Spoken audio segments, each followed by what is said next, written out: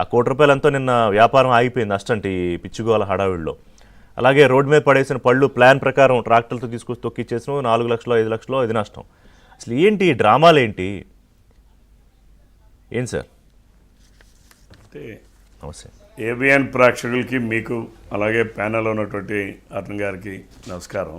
నమస్తే. జగన్మోహన్ రెడ్డి అంటేనే విధ్వంసం అండి. ఆయన డిఎన్ఏలోనే ఉంది, ఆయన రక్తంలోనే ఉంది. నేను మొదటి నుంచి చెప్పుకుంటూ వస్తున్నాను. ఎప్పుడు కూడా ఆయన ఫ్రాక్షన్ స్వభావం కలిగినటువంటి మనస్తత్వం కలిగినటువంటి వ్యక్తి.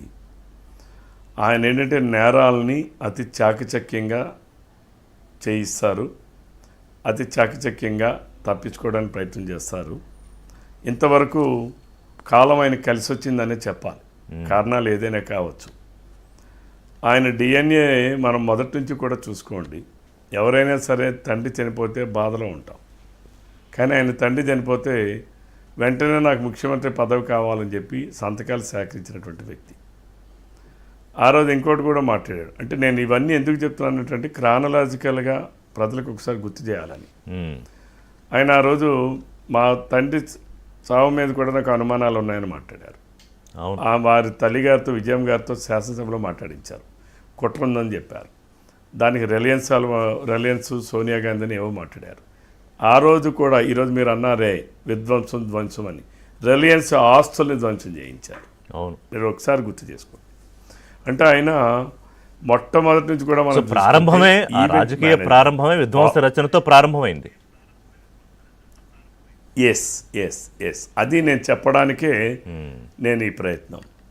అయితే ఆ రోజు ఆయన ఏం చెప్పాడు? సిబిఐ ఎంక్వైరీ కావాలన్నాడు. సరే, ఆయన 2014లో ప్రజలు ఆయనకు అధికారం ఇవ్వలేదు, ఆయన అధికారంలోకి రాలేదు. 2019లో అధికారంలోకి వచ్చాడు. సిబిఐ ఎంక్వైరీ ఎందుకు వేయలేదు?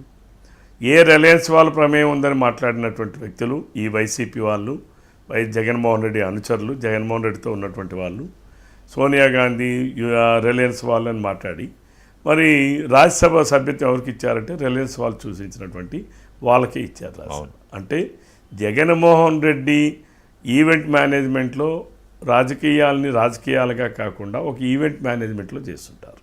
ఇవన్నీ కూడా క్రానలాజికల్గా మీరు మొదటి నుంచి ఆయన చూసుకుంటే తెలుస్తుంది మనకి. నిన్న కూడా రైతులకి ఈ రాష్ట్రంలో జగన్మోహన్ రెడ్డి గడిచిన 5 సంవత్సరాల్లో ఏ ఒక్క మామిడి పండు రైతుకైనా, పండించే రైతుకైనా ₹1 ఇచ్చాడా?